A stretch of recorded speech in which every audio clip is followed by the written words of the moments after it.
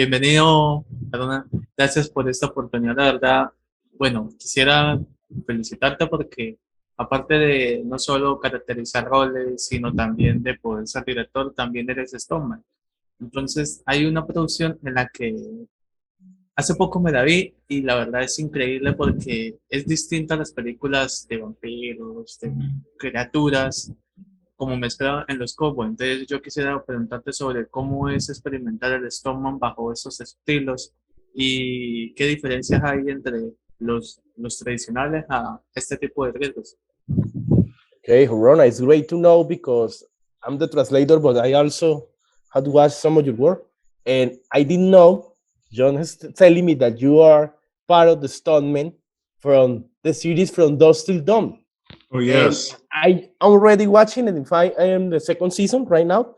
I don't know where it's Jhon, but yes, with what is the difference between, because we know that this the movie and the series is it marks the difference with all the vampires movies. You know, it's totally different. It's more got more action. So yes, how do you see, what are the elements that got this series that makes it different for other productions in terms of the stunts and in terms of the story? And tell us, because it's great to know that you were part of the stunts of the series. I'm watching it. In fact, I was like in the first episode of the stunts from the seasons for season 3. It was for a WWE wrestler. He died, I believe, like 2 years ago. But I climbed out of a hole and you could barely see it. But I kind of messed up on it because I've never done that before. But because he was too big to climb out. But the stunts, a lot. Then I was on another episode for a prison riot, and they did bring in some stuntmen, and they did their own stunts on it, like getting slammed on the table and everything. And there was another scene where the guy I doubled for, he had jumped on into the octagon. I don't know if that was him, but they did really well in the stunt work. I met the stunt coordinator. He's really good at what he did. the great thing is that I had to finish the second season, so I can watch this story, the first episode of the third season. But yeah, man, it's great to know. Jhon, ese Stone aparece en el primer episodio de la tercera temporada. Yo también lo estoy viendo. Eras el que... El del hueco. Oh, man. Pero también hay un Stone. I'm telling Jhon in which episode Eras he's tú. remembering. Okay. Yes.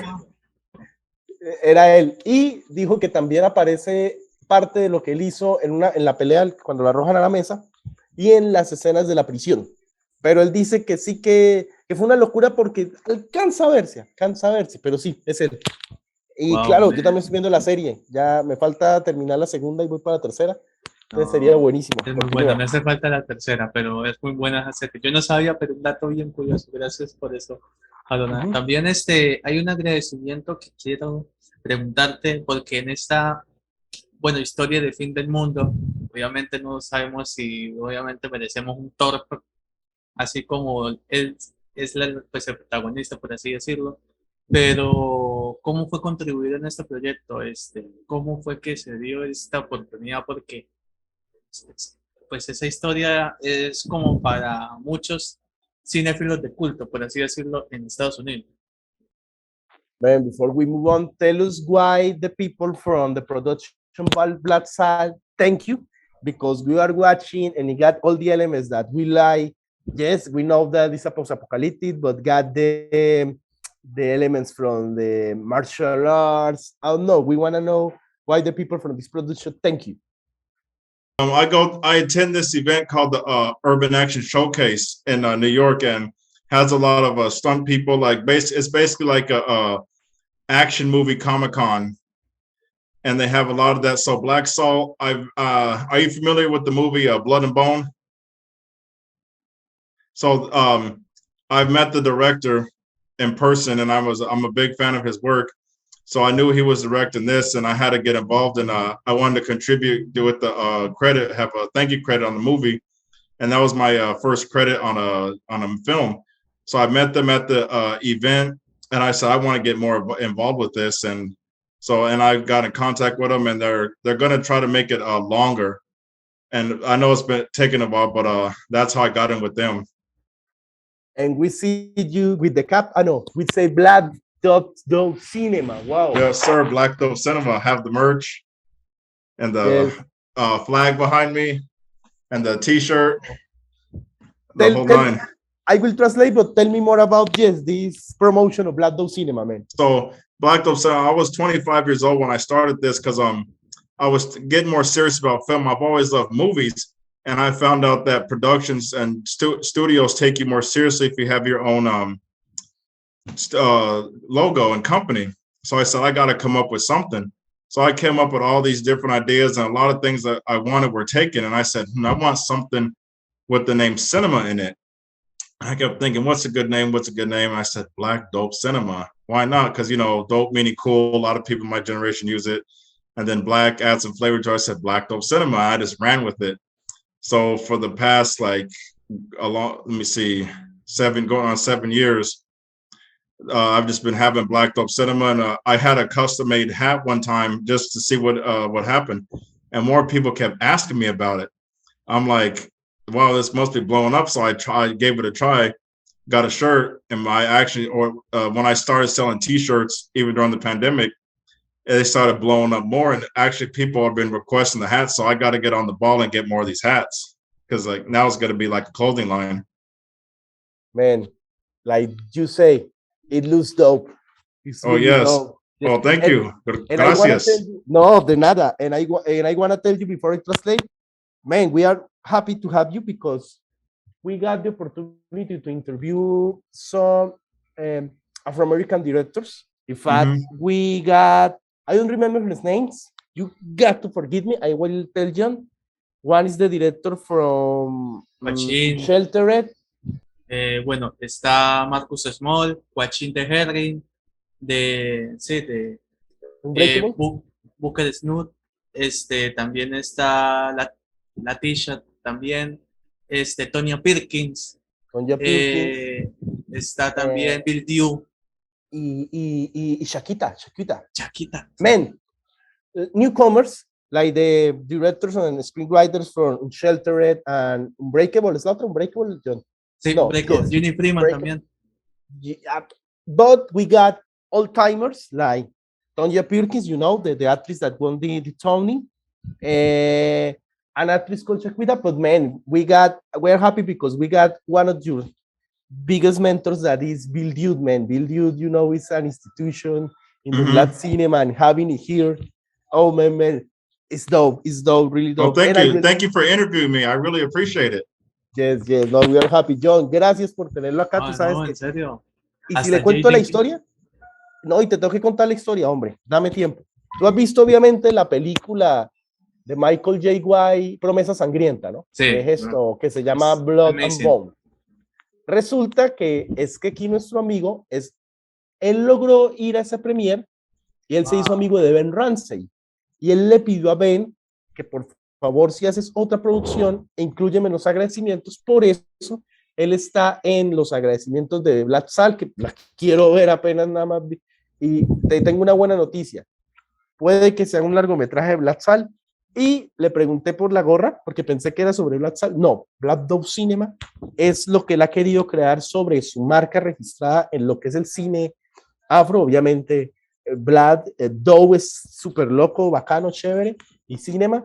Y yo le dije que ha pegado y que le han pedido más. Yo le dije que está dope. Bueno, y piensas de pronto sacar de pronto alguna mercancía para a nivel nacional, internacional, sobre qué tienen pensado al respecto. Man, Jhon, I'm happy that he's asking you this.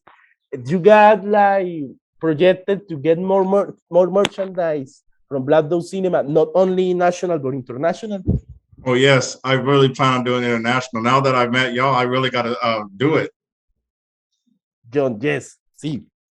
Pero bueno, continúa. Es increíble porque, bueno, ya que hablamos de Black Dope Cinema, hay una historia que es un corto que se llama I'm Being Hunted, que es increíble porque, bueno, doy un ejemplo, pensamos que es como la fractura de la película en Netflix, pero no, esta vez sí resulta, siendo que le perseguían y todo y veía visiones. Entonces yo le quiero preguntar sobre cómo es de pronto participar en ese tipo de historias que son psicológicas, más que todo que Es un dato muy importante que debo decirlo, porque yo creo que Bill Yu lo dijo una vez, que las personas de pronto de color afroamericanas, para temas de suspenso, temas psicológicos, son muy eficientes para este tipo de ideas. I'm happy that Jhon is asking you about I'm Being Haunted. In fact, I really wanna know more about this short film. Yes, how this short film approach this subject about yes the haunting? We wanna know the vision about this short film. Man. Okay. So one day, I kind of felt paranoid for some reason. I thought somebody was watching me. You know how you get that feeling sometimes that you feel someone's following you. And I said, you know what? I should write this down into a movie because I never directed a movie before. And some studios don't take you seriously if you've never directed anything. I said, well, I got to direct this movie. So I had this like inner like tuition, like someone says direct this movie. And I said, okay, I'm going to do it. So I just wrote it down and I'm just played with it. Then I met somebody on the set of Night Shift, the TV show. He's a SAG actor, stuntman, very great martial artist. I said, I'll have him be the main star and I'll play in it too. So I got a camera and I just started to film around Nuevo Mexico and Albuquerque. And I said, you know what, I just got to get the scenery, get it done. So once I started doing it on the script, I just edited it. And I said, I just got to put it out there just as my first directorial, even though it's a short. But and there was a scene where he's downtown with all the police cars in the alley. That wasn't in there in the beginning. Originally, I had it in a bathroom. Then he comes out of an alleyway. So one day when we went downtown, when we came from the mountains, him and I said we saw that was a hostage situation with the police. And I said, okay, why not just film it? So he was walking, then we go in the alley and shoot it. And that was the dream sequence. And I wanted to learn how to direct like action-packed choreography. So I learned some choreography there. It took me a minute to get it down. And I just said, that's just be my directorial short film. And I put it out there. And I actually won a award as a semifinalist in the, what's that film thing? Olympus Film Festival for it. Porque él decía que siempre quiso escribir sobre esa sensación de sentirse casado, pero hay algo muy interesante. Obviamente tú sabes que el otro actor es una persona que ha participado en stunts, de hecho aparece en Night Shift, pero es que es una locura porque técnicamente todas esas secuencias que tú has visto en las fotos, le entendí más o menos que fueron como que agregadas para la secuencia del sueño, porque en realidad todo empezaba era como que en un lugar encerrado, o sea, en un baño, y de repente fueron agregadas todas las secuencias afuera, e incluso se agregaron unas secuencias de como que de rehenes. O sea, es un corto, y él decía que quiso siempre hacerlo, por eso tomó la decisión de yo lo dirijo y todo, que trata así sobre ese temor de sentirse seguido, pero lo llevó a otro nivel. O sea, imagínate que listo, no sé, de una casa al bosque, del bosque a otra serie de situaciones, y que tiene mucha acción. Es increíble. Además, bueno, ya que hablas de este corto, que pues es una historia muy buena, que no solo actuó, es la primera persona que, bueno, que hace parte de Night Shift, pero obviamente está la de una película, yo creo que a ti te gusta, entonces una que has visto que es con los duros de la actuación, los malos nuevos, tú me dirás el nombre en inglés, y también está, bueno, Peter Call Saul, pues, la primera temporada, el octavo episodio. Yo le hago una pregunta, ¿es la escena en donde estás en el bus y que de pronto ve a todos en particular así? O sea, yo dije, eso es Haroona. Entonces yo te quiero preguntar sobre la experiencia en esas producciones. Hey, sorry. Now we are going to talk about the experience. We know that there are like accredited roles, but we want to know in 3 great productions, not only Night Shift, and just getting started. But in fact, Jhon is asking me because he is watching Better Call Saul. In fact, we got people from Better Call Saul here. We got the amazing Julian Bonfiglio and the amazing, Haley Hunt. Haley Hunt, yeah. But is you the guy that appears on the boat because he was watching and rewatching, and is that Haroona? Because we know that it's an scene maybe in a bus, but we want to know that that scene really appear on the like in the frame, and you appear in this scene? Oh yes, even more experience. for Better Call Saul. Yes, that was me. I've been on that show for background for about the 5 seasons, like as a stand-in and as a background. Couple times I met Jonathan Banks. He's a nice guy. Then Bob Odenkirk's really nice, humble guy. It was really fun being on the bus with him, and that's my first close-up shot, because most shots I've had were like 2 seconds in the background, but this right here, I was sitting right next to him. And so the scene, we're supposed to be going to Louisiana. We really didn't go there, so we went to a place in Albuquerque called the South Valley.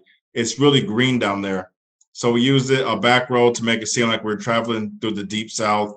And that other gentleman with the long ponytail, he was actually he's in Cobra Kai as one of the store owners. So yes, but he's really nice, and that's a fun show to work on too. Jhon, sí es él. De hecho, él apareció en todas las temporadas, pero siempre aparece como 2 segundos, y esta fue la primera vez que se le hace un close-up. Sí, es el que aparece. Bob Odenkirk lo mira como tal en esa escena. Dice que Bob es una persona muy genial. Obviamente, ya le conté que aquí estuvo Julian Bonfiglio y Haley Holmes.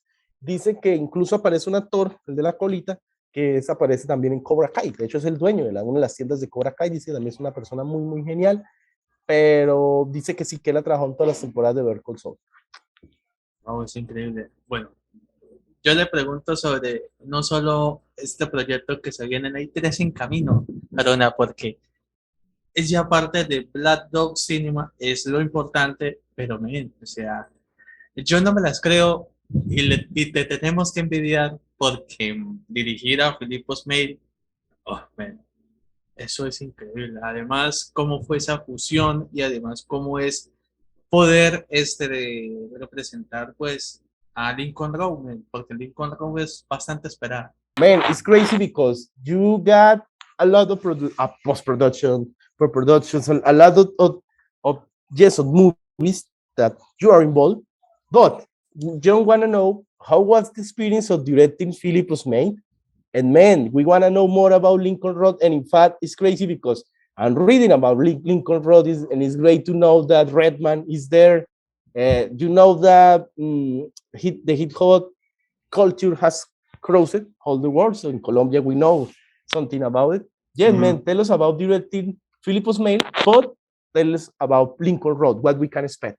So Lincoln Road, what you read, you're going to see that a lot. And when I won't give too much, so I won't spoil it. So yeah, so when she gets home, she just she finds her family in danger, so she uses what she's learned over there to save them.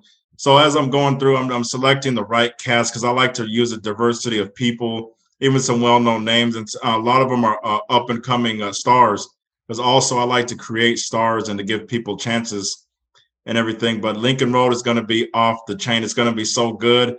You're going to love it, like international audiences and everything. Got like you're into UFC and MMA. I've got Amanda Nunes. I won't tell you what she's doing, but she's in there. She's going to be, I'll give you a little spoiler. She's going to be throwing down though, like fighting. So she's going to be fighting. And Lincoln Road, I came up with that concept because I was in screenwriting class when I was finishing, and we had to write a 10-page movie, a 10-page script. So I had to come up with something. I said, okay, I'll come up with Lincoln Road. And then I said, well, you know what? The first 10 minutes sound really good. Let me just make this to a feature. As I was writing it, I had to do a lot of revisions. So I said, I'll just make this to my first feature film. It's my first feature-length script that I've completed. And I'm proud of it. I know it's been taking a while, but I know it's going to be produced in due season. I'm excited. You're going to love it too.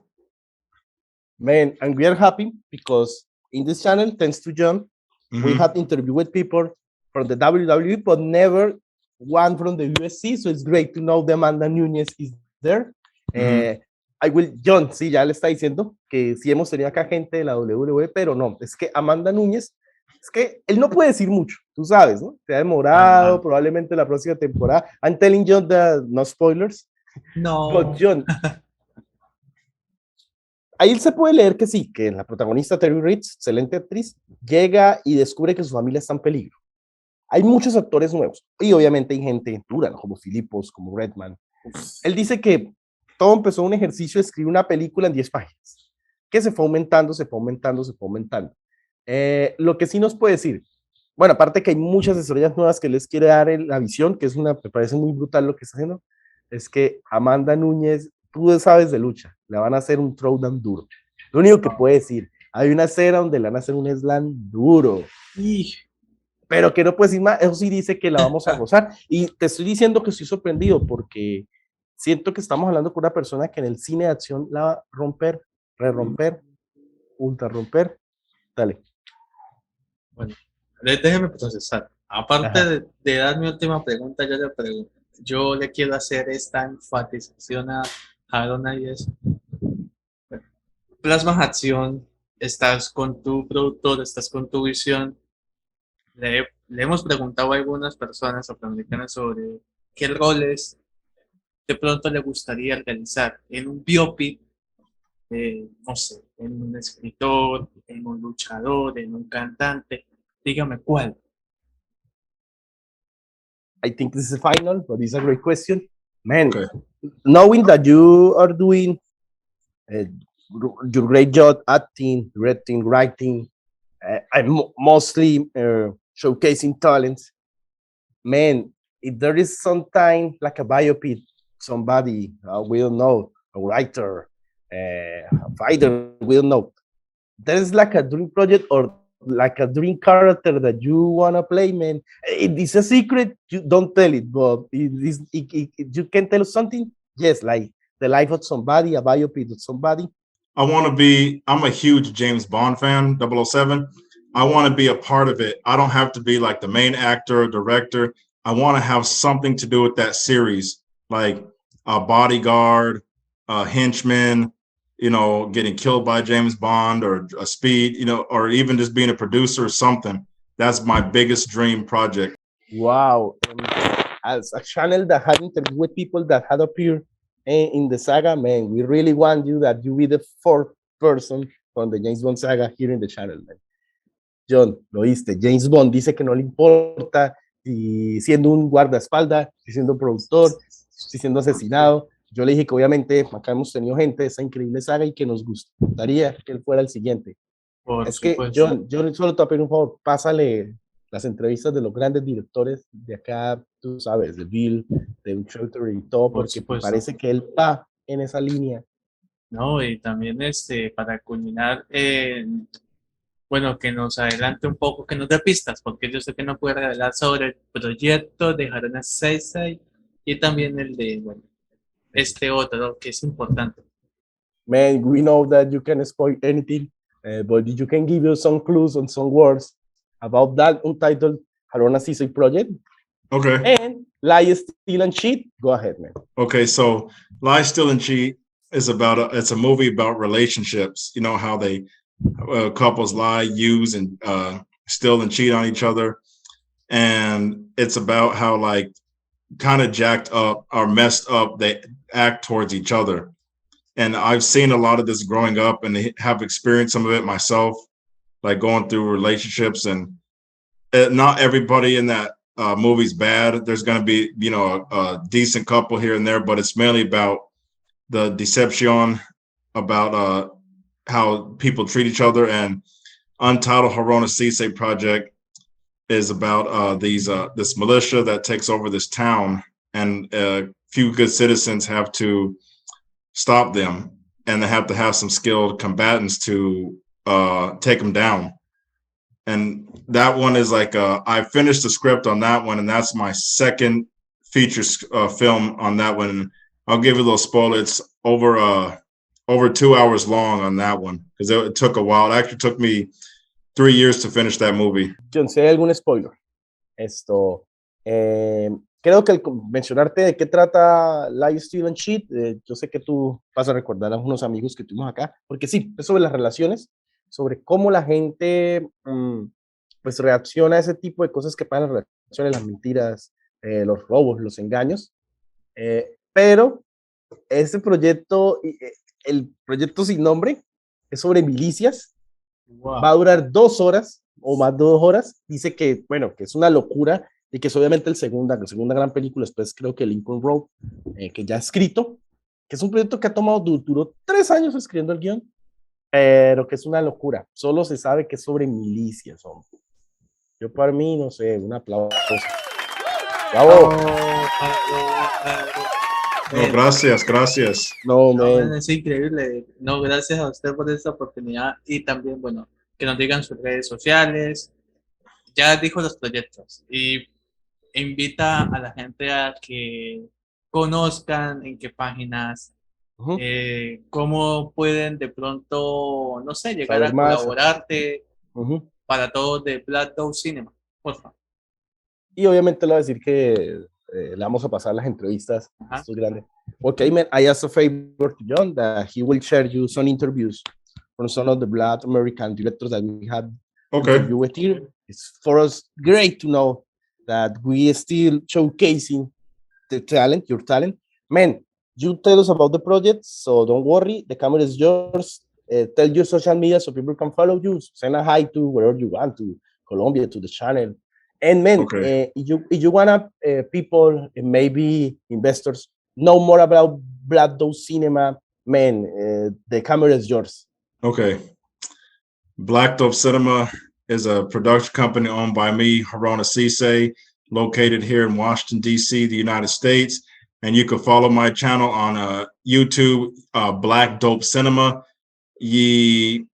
Instagram at Black Dope Cinema, and have a link tree /Black Dope Cinema. Have some up and coming projects, and I do sermons, cinematic sermons on YouTube as well, where I preach about movies. I love that, and a lot more content. I know I'm kind of secretive. It's just I don't want to spoil it for anyone because on social media they give too much information. But yes, follow my channels, everyone. Please. No, in fact, share us the links and we will show it with these interviews. Es Jhon, obviamente, cuando esta entrevista se suba, comparte los links, porque él dice que todo está en YouTube y él da sermones, él dice así, sobre cine. Dice que es lo que más ama hacer. Dice que él no quiere revelar muchas cosas de las redes sociales porque a veces revelan muchas cosas, pero que sí, que estén pendientes de Black Dog Cinema y la foto. So my tagline, I always like to tell this to everybody, and I know everybody likes it. We banging. Banging. Yep. En Spanish is la estamos rompiendo. La estamos rompiendo. Rompiendo. Ya, I will write it. Okay. La estamos rompiendo. La estamos rompiendo. La estamos rompiendo. La estamos rompiendo. Yes. And shout out to Colombia. I want to go down there one day. Man, you're always welcome, man. So I learned something about Colombia. I say parce. Parce, sí. Sí. Parce. Yes. Gracias, parce. Gracias, parce. Yes. No, man. Thank you. In gracias. fact, today I got some flu, but man, I feel better with this interview. Oh, you feel better? All right. Yes. Bueno. And Jhon was having a bad day. I think one of the kitties has died, but now you made it a better day. No, man, thank you. Oh, I'm sorry to hear that. Lo siento. Jhon, le conté que tú estás triste, él dice que lo siente. Claro yo le dije también que estaba un poco mal enfermo, pero no, esta entrevista increíble. Oh, man. Thank you so much. No problem. Gracias, amigo. No, gracias, parce. Gracias, parce. Gracias, parce. Chao. Bye, bye. God bless you. Bye, adios.